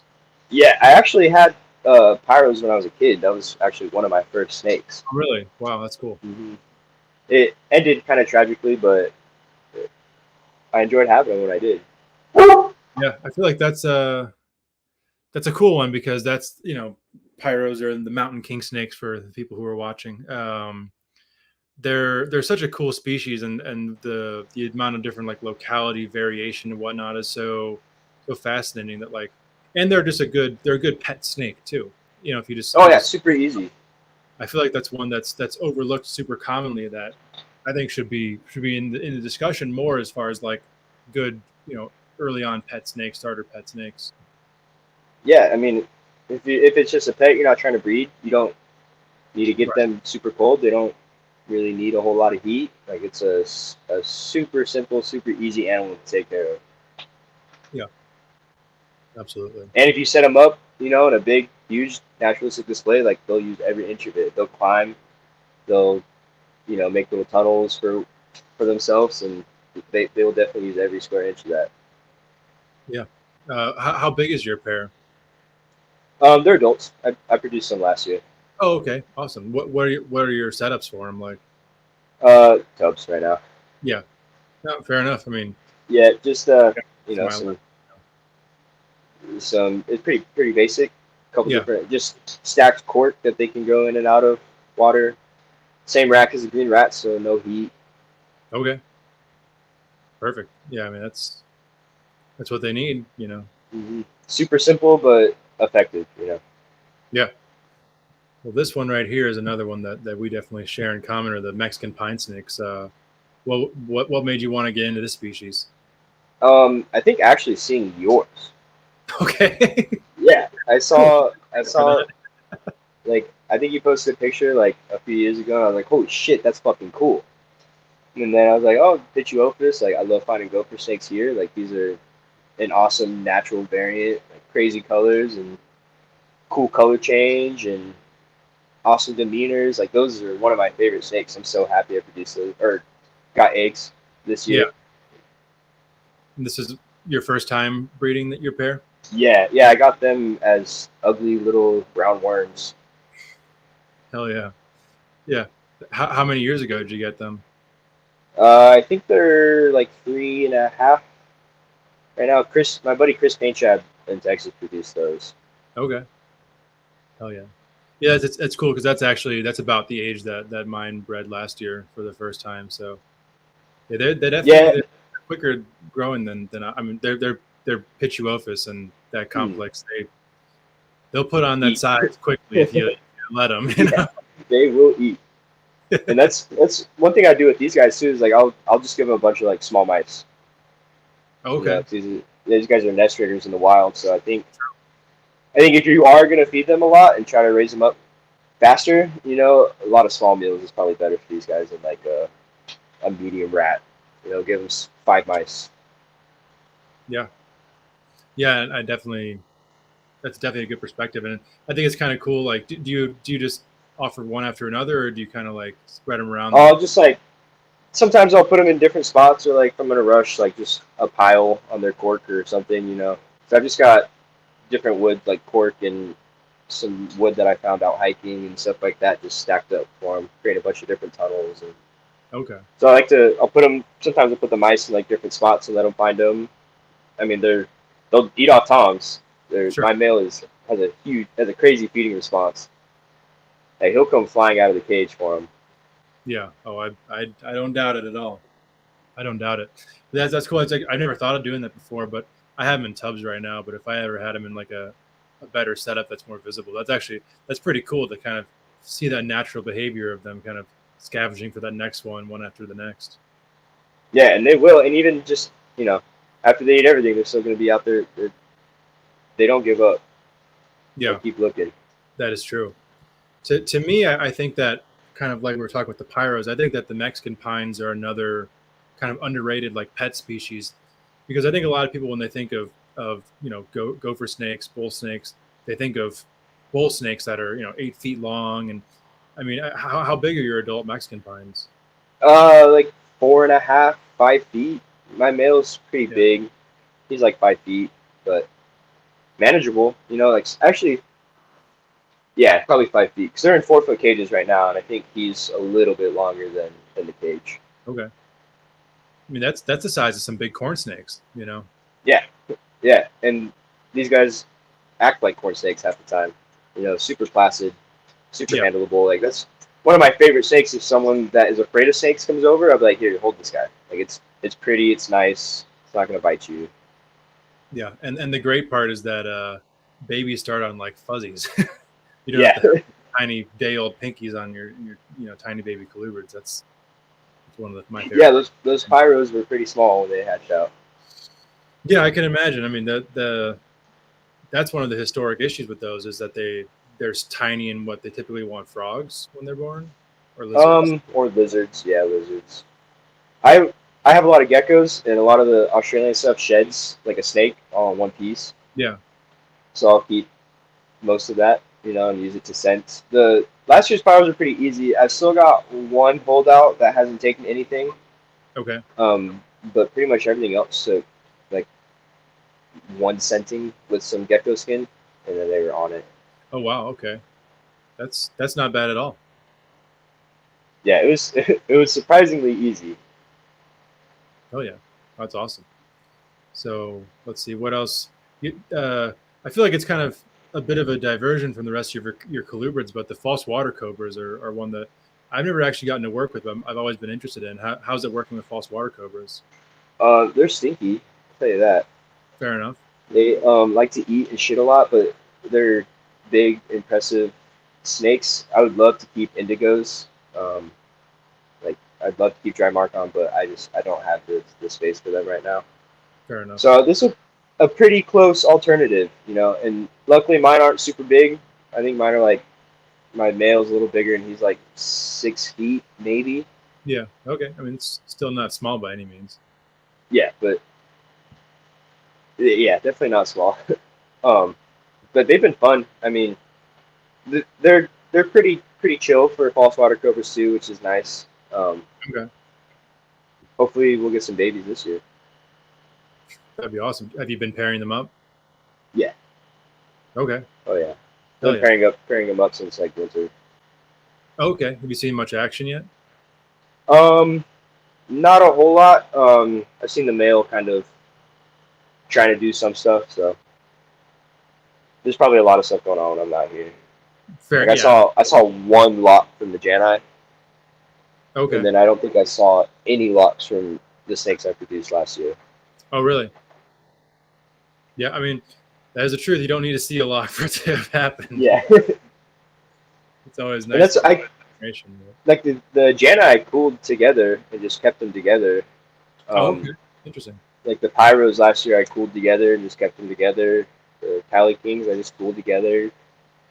I'll keep an eye on stuff, like especially the king snake stuff, Sure. There is a possibility for some cannibalism, but I haven't had any issues yet. Yeah. Fair enough. Yeah, I feel like especially those Cali Kings, I'd be like terrified of, you open that bin a week later to check on them, and it's like, oh, where'd that one go? Yeah, definitely separate them before I feed any mice in this room. Yeah. Yeah, fair enough. Even if they're not eating, like I'll make sure that those guys are separate. Yeah, that makes sense. So I guess to switch gears a little bit, these guys are always, I feel like, a favorite for a lot of people. I've never kept them, but I'm fascinated by them. How's it keeping the different Carlobothyrus species that you have? Or I guess, sorry, how many species of Carlobothyrus do you have? I've got 3 species. I've got Ford's boas, Jamaican boas, and Caribbean boas. Okay. They're fun. The Jamaicans, they're really pretty. They like to shit on you and bite you. That's my oldest individual, so a lot of my stuff's still super small. Okay. But those guys, I got a group that was unfeeding and hadn't even had their first shed yet. And they actually took frozen thawed pinkies, all of them, first try. Nice. Those can be kind of difficult, and usually you got to start them on like a Knowles. Okay. But interesting. Yeah, so far those have been super easy. Nice. Can't complain with that. It's especially with something that you're worried about. Like what was kind of the precipice of you getting into these snakes? Because they're really one that I feel like aren't appreciated by enough people just for how unique these animals really are. Yeah. So Alex got me into those. He's got a pretty good collection of Carlobothyrus.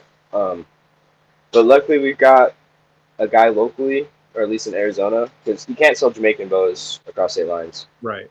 But luckily we've got a guy in Arizona that produces a lot of Caribbean stuff, so just kind of lucky in that aspect to have it here. That's awesome. Yeah, I mean, that's I think, something that, you know, there's a lot of states out there that the idea of having a Jamaican boa is just, you can't even really consider it because it's like, well, yeah, they can be like transported across state lines. You just can't sell them, and so that's yeah, probably something that's kept a lot of people away from it. Is that like there's no financial gain involved with this species. Like this species is, I'm keeping this species because I really enjoy them, and I would like to try and reproduce them in captivity and help the captive population. You know. yeah, which I feel like we have a better outlook on a lot of things if more people took that took that approach. Yeah. But yeah, no, that's awesome, man. Let's see, what else we have here? Let's do some carpet talk, man. You have a nice little group of carpet pythons over there, correct? Yeah, I've slimmed down a little bit on them. Like I just got the inlands, got a pair of inlands from Justin Julander. Got a pair of IJs, some wild caught IJs. I've got like a 20-year-old jungle that was in my parents' living room when I was a kid. Now he's here. Okay, hell yeah. And then I've got some rough scales, so Morelia, but not carpets. Yeah, carpet adjacent. So, have carpets always just been a fascination of yours? Yeah, I mean, we've had this jungle in our living room since forever. So yeah, we just grew up with one, you know. And his name was Striker. He was, when you hear jungle carpets being mean, like this guy was that. He was mean. He fit the stereotype. But, yeah, definitely. So it was always fun, you know, feeding him. He would throw a rat in midair and he'd just catch it out of midair. Hell yeah, that's funny. The on the inlands, what inspired you to get into those? Because I would say inlands are probably my favorite carpet python. I was lucky enough to have bred them in 2020. I just think that they're, you know, being smaller, having really good attitudes, and just that natural coloration to me was so awesome. You know, what drew you to those animals? Hanging out with Justin Julander. Said that I have to see these. Yeah, I have to see these things in person and just like listen to Eric Burke talk about them, and just how amazing and underrated these animals are. Opportunity came for me to get some, so I got some. You know? Yeah, fair enough. Sometimes being around the right people will just inspire you to try something out that's new, and that's part of what's great about, you know, going on herping trips or going to shows and, you know, meeting people like that is just, you know, having your horizon and something that you may not have really considered before, or finally gave you the kind of confidence to take that leap. Yeah, and I think I had some like other coastal projects that I was raising up at the time, and I kind of lost interest in those. But then the inlands are so cool. Like those are, I don't even really know what is like so different about them, but they are different. You know, they really are. Yeah, it's kind of hard to put like a phrase or two to it, but until you get one in your hands, like you don't really know. To me, there's always like a lot more calm than my coastals. Yeah, definitely.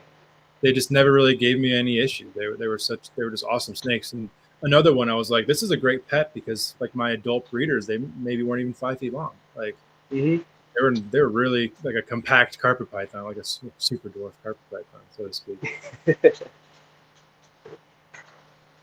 Yeah, I think especially with like how, you know, coastals are often talked about as the giants of 13 feet long and aggressive and yeah. So for there to be something that can, you know, fit that niche, I think it really has an interesting kind of spot in herpetoculture as being this kind of anomaly in the carpet complex. And they don't photograph very well. Like, dude, when mine are fired up, like they're blue, like they're like a silvery blue color. Like, it's crazy.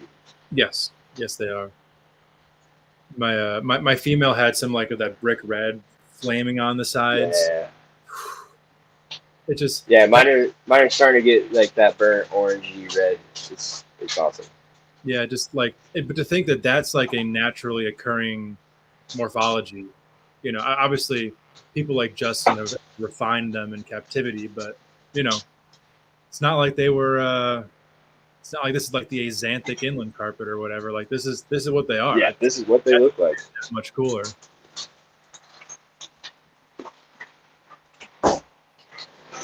Sorry. You're good. You're good. Do you have any other carpets that you intend on getting into in the future, like diamond pythons or cough button? I think diamonds are kind of like, if I was gonna get more Morelia, it'd probably be diamonds. Green trees would be cool, you know, like a pair. I would love a pair like Arus, you know, some really high white Arus would be pretty cool. But other than that, yeah, I mean diamonds maybe eventually. Not super high on the list, but if the opportunity comes, I definitely wouldn't say no. Fair enough. I feel like that might be another species you could keep outside there in Arizona. Yeah, it might be a little warm in the summers. True. But they can handle our winters, no problem. Yeah. Yeah, that's a good point. But yeah, that's because Brandon Wheeler, who was on the show a few weeks ago, he keeps a pair of diamonds outside in San Diego. Yeah, I've seen pictures of that setup. That's awesome. To me, that's just so cool to like. You wouldn't think of a python like that as being, you know, something that you could do that with, but in the right climate, it's just cool that they can, you know, sustain that temperature drop at night. It's pretty awesome to me. Yeah, and I did lie. I would like to add Brettles. I would like to add Brettles pythons and try those outside. Yeah. Would you just stick with wild types, or would you do hypo or stonewashed or any of the? I love hypos, so probably hypo. And I mean, from what I've seen, like pictures of wild ones look more like our hypo ones. You know, Sure. You don't see a whole lot of what we consider our wild types. You don't really see a whole lot of pictures of ones from the wild looking like that. So that is true. That is true. Yeah, I've never worked with Brettles, but they're awesome snakes. I really, you know, that's definitely one that I feel like anyone who keeps them appreciates just how awesome those snakes are. Yeah, I haven't heard anything bad about them. So me either. There's like 1% of them that are aggressive. Yeah, as is with everything, you know, as is with ball pythons and leopard geckos, you know. But yeah, this is definitely one here that we both hold in common. Yeah, so I've got just a pair of scrubs. Okay. I've got a bar neck too. Okay. It's Alex's, but it's here. But yeah, I got a pair of Waminas. I got my mail from Joe like 4 years ago. It wasn't a horrible situation, you know. Came in fresh, wild caught, supposedly long-term captive, but it is what it is, you know. I did what I needed to do, and it's doing good now. That's awesome. And then this one came from Chris Foley, I think. Okay. And she's doing great. He had her for a little while, and she's awesome. Yeah. She has a really light pattern. You know, her coloration is very unique for the Wamina or Jayapura type, whatever you want to call it. But for this type of scrub python, that's not something you see every day. No, definitely not. And you know, I've thought about kind of moving the scrub projects on, but just every time I see her, I gotta hold on to them. Yeah. And see what happens, you know. Yeah, for sure. I mean, that's definitely one that I'd love to see. That's your girl, you said? Yeah. Yeah, to see that thing sitting on eggs one day would be special, because that's, you know, I feel like the Waminas are really overlooked, and I don't think there's many people who are really looking at them as a potential like type that can be line bred for different phenotypes. To me, like a snake like that, I think rivals the beauty of a lot of barnecks, and even, you know, is nicer than a lot. Oh yeah, and she's got like the bar necks, you know. Right. Still, but like, I love her pattern. Yeah. Was the Waminas like what you saw yourself getting into when you were interested in scrub pythons? Well, it was the first one I got, and fair enough. Alex was like, "You should get this. It's a cool locality that not a lot of people have." I was like, "All right, cool, I'll get it." And I've just loved them ever since. You know, they stay a little smaller, like that I got that male as an adult, and he hasn't gotten much larger. I think he's like 6.5 feet. Oh wow. Okay. Interesting. And in the past like 4 years, he hasn't grown a whole lot. So Yeah. Yeah, I've found that across the board too. But then my male's an outlier because he's just shy of 11 feet. So there are definitely there are individuals within these animals that can kind of break the mold. But I think generally speaking, a lot of them are a bit on the smaller side. I've found. yeah, damn, 11 feet. Yeah, he's a beast. He's Yeah, that's huge. a beast. I got like a 7.5 foot barn egg. I thought that was big. Holy shit. Yeah, there's a few over here that are have some size of them, but nothing that's really like unmanageably big. That's what I like about them is you get that big snake experience without the 15-foot retic or berm that Yeah. you need 2 or 3 people to haul around because the thing weighs 100+ pounds and Yeah, at least these guys are slender tree snakes, so we don't get that girth and that huge weight. Yeah. They hold on to you in a way that they're almost kind of like weightless at times, where like they're like supporting as much of their weight as you are. Yeah, it's something else. Yeah. Well, as you know, I'm fascinated with them, and it's I like to see how kind of they're gaining in awareness these days. I think just more people are kind of recognizing them as another cool addition to all the pythons that we keep in captivity. She's actually right here.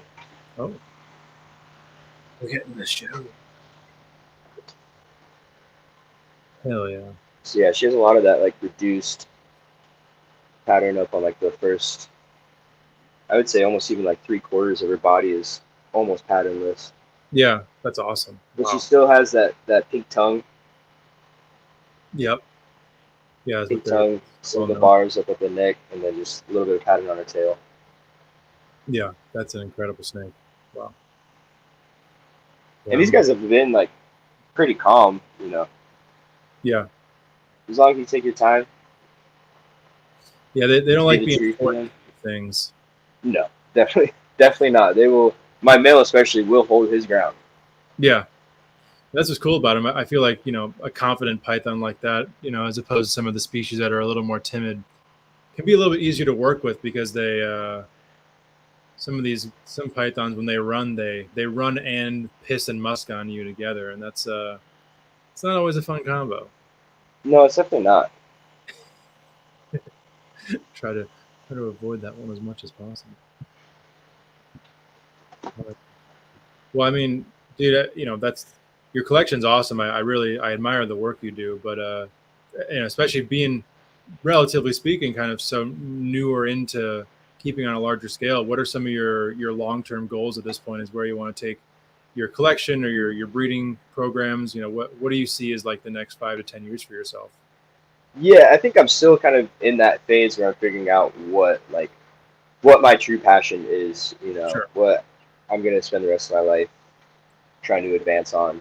But I guess once I figure that out, move into less animals, bigger caging, and just try to enjoy the animals for what they are. Sure. There was one point where I was like, oh, I could do this full time or open a shop or something like that. But I think letting it just kind of be a cool hobby, and got a little zoo at my house and have a manageable collection where I can still go out and field herp a lot would be prime. Yeah. Yeah, and I think that's something that a lot of people probably need to hear is that you don't need to do this full time to enjoy it to the fullest extent. That oftentimes, and I know this firsthand, it can take away from the enjoyment if you're just definitely all the time. I'm a professional shit picker upper, dude. I'm constantly cleaning, constantly feeding, constantly doing something. This cage needs to be fixed. This cage needs to be cleaned. This one needs a deep clean. That one needs to be fed. Like, there's always something going on. And sometimes it's a lot, dude. Like, sometimes it gets overwhelming, and you just want to step away, but you can't. These are living animals that depend on you. Yeah. Yeah. That's something you can't get away from with this, unfortunately. But that's what you sign up for. Mm-hmm. Yeah, definitely. Yep. So what are like a handful of species that you really have on like the top of your list as far as things you want to get in the future? I mean, there isn't like a whole lot. I think I'd like to try some lacertids outside. Okay. Like I said, I'm trying to move to a lot of outdoor keeping if I can. Like it's been pretty Sure. cool. I've got some tortoises and stuff outside right now, and Oh yeah. the merns have been pretty fun. And just I think doing like large aviaries for a lot of lizards would be pretty cool. Just have a lizard farm. Yeah, that sounds pretty awesome. It does sound pretty awesome. Hell yeah. And then I guess the other thing I always like to ask, and I think you're probably the best person so far I've had to ask this, is long-term goals as far as like herping trips anywhere, around the world, even somewhere close by. Like what are a few trips that are like right on the top of your list as far as like I need to hit these different countries or these different locations? Yeah. So I might be doing. I don't know. Australia is kind of in the question for next year, so hopefully that happens. And That'd be then I'd awesome. love to get back down to Baja, and there's some Hmm. cool island endemic rattlesnakes down there. That'd be super cool to see. Um, Even just like more stuff in the United States, dude. Like getting out to Florida, getting out to the Northeast and finding timbers Yeah. and like Massasaugas. I think that'd be pretty sweet. Going out, I need to hit Texas. I need to come visit you and Yeah. find some Anytime. some different rock rattlesnakes and some Alterna and stuff. Yep. Absolutely. That's on the top of my list for this year too to do. So hell yeah. So what about you? Where do you want to go? I mean, and anywhere in West Papua and Indonesia where scrub pythons exist. I feel like that's for me one of like the last steps I really need to take to like fully understand these animals is to find them in the wild, see what they're doing at different times of year. The work that Ari does with the Bolin's pythons is, I think, for me it's super inspiring. But like I think that's as close as I've seen really someone do the work that I would like to even scratch the surface on as far as the snakes that I'm interested in over there. And I think luckily in some instances I might have an easier time accessing the the habitat than he does, having to go all the way deep into the mountains to find the Bolin's Yeah. python. So Yeah. I might luck out there, but I mean, other than that, probably Australia. Find some king horneye, go up, That find some. that would be pretty cool. That'd be pretty great too, because I've I mean, as pretty much none of us have, never interacted with a king horneye, and that's something that I need to do because I can't be the scrub python guy I want to if I haven't even been able to interact with one of the species. So Yeah. Like a wild one, huh? yeah, Yeah. or See, even I want to go to. or something would be awesome too. But from my understanding, I don't think a wild scrub python would be too lofty of a goal in Australia. So I think No, definitely not. would be a very attainable goal. Yeah. See, I want to go to Australia for the geckos. Pythons are pretty cool to see. I'm gonna be ecstatic about everything, but I want to go for some geckos. Yeah, if I found some knobtails along the way, I'd be really really excited. Yeah. Some Those thorny are- devils and some blue tongues. That'd be pretty cool. Some Agurnia.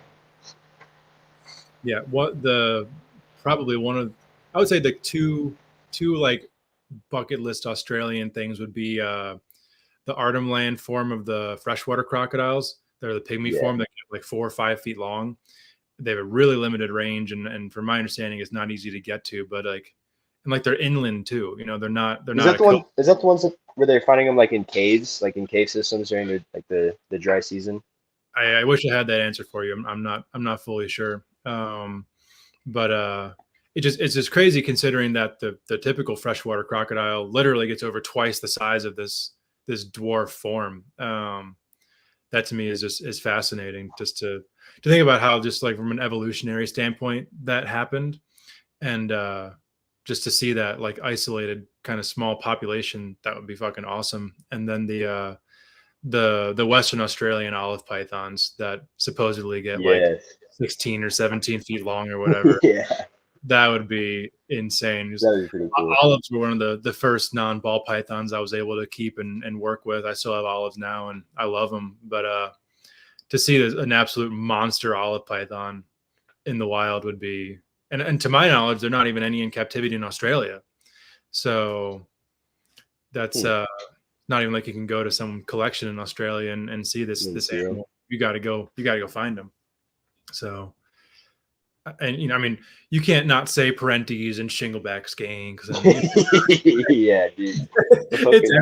I'd probably cry if I got my hands on a Parente.